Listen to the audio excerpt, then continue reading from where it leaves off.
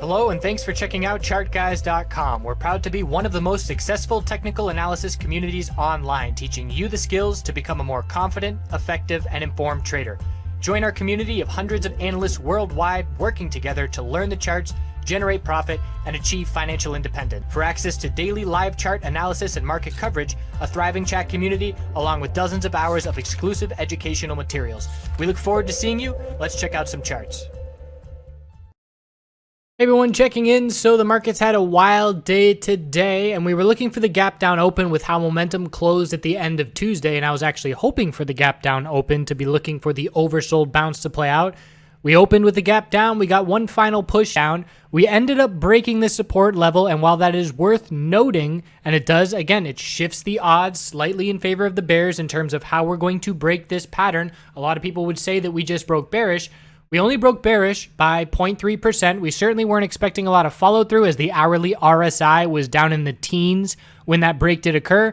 And obviously the very emphatic response by the bulls with significant volume closing at the high of the day. As far as I'm concerned, and this is my personal analysis, I'm calling that a double bottom and a hold of support. If it was a weak bounce and, we closed $1 above that support level, it'd be different. And I'd say, yeah, we made a bear break and a little bit of an oversold bounce. But again, this is a very meaningful bounce at this point. So as far as I'm concerned, I'm saying that we're still within this tightening pattern. I'm going to call that a double bottom. And if you want to say that's a bear break and, we're going to break bearish from here, that's perfectly fine as well. So I am anticipating a lower high compared to 280.40. We're going to look for the lower high to form, perhaps in the low 270s, and for the range to continue to tighten. If we look at it on the weekly time frame, again, visually, it looks like a double bottom. Technically, we broke by 0.3%. But a pretty significant bounce from that low, a $7 bounce, which is just about, maybe 2.8% or so. IWM on the daily chart also made a bear break. This is a more clear bear break.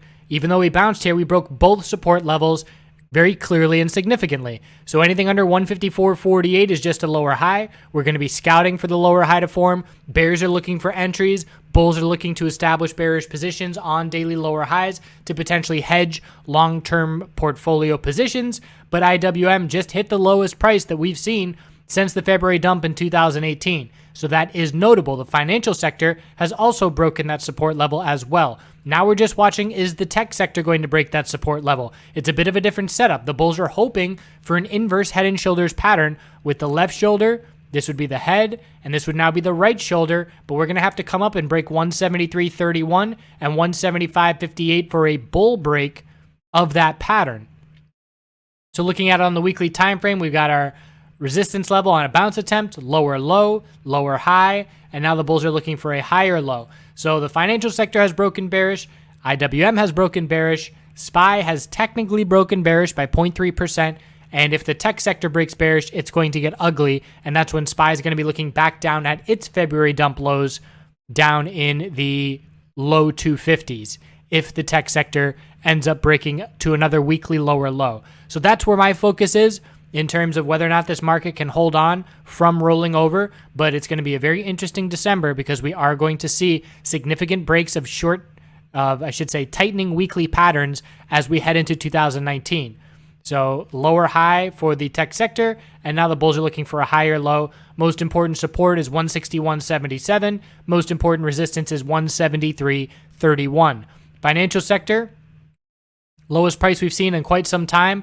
Again, bulls bought the dip, but we're just going to look for a lower high on the daily compared to 27.47. Weekly time frame today for the financial sector hit the lowest price since back in September of 2017. That's very notable. It's a significant shift in momentum. The bulls were holding on very well, but we've now broken the October lows on the financial sector. VIX bull break today. Big upper wick though, lots of profit taking, close at the low of the day. We broke resistance of 23.81, that's notable. We did not break resistance of 27.86. So the weekly chart is I'd say this is a bullish pattern overall, just because we have our lower highs and lower lows, but it's very contained, and that's favoring the bulls for another leg up. You can see here how quickly we gave back that February move due to the strength of the bounce in the markets we saw after that February dump, but we're not seeing that here. The volatility index is holding on, and we're watching I actually just want to look right now as to what the volatility index is looking like on the monthly time frame for a bit of a different perspective. And I'm not getting any more information out of that. So forget the monthly chart. So the weekly chart and the daily chart, we're going to look for a daily higher low to form compared to 1594.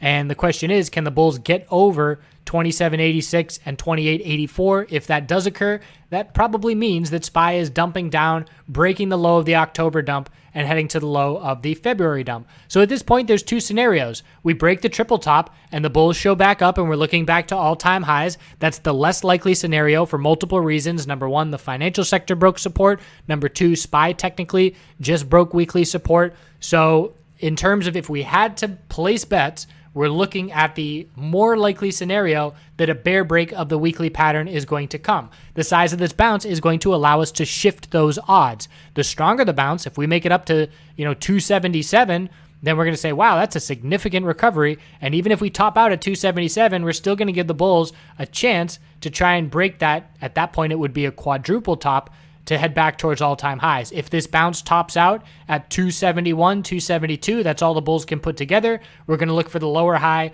and to fade back down into the mid-260s, back into these support ranges. So very interesting. Of course, the fundamentals will always matter as to whether or not we get a signed deal and official trade deal with China. That will be significant. But other than that, in terms of short-term catalysts, we're just watching the Fed in terms of any kind of shift in their statements as to whether or not we're going to be looking more dovish than we already are. But again, bears have the upper hand, and it's up to the bulls to prove themselves to us. And at this point, we need some solid follow through of the bounce today for that to take place. Hope you're well. We'll see you tomorrow. Have a good rest of your night.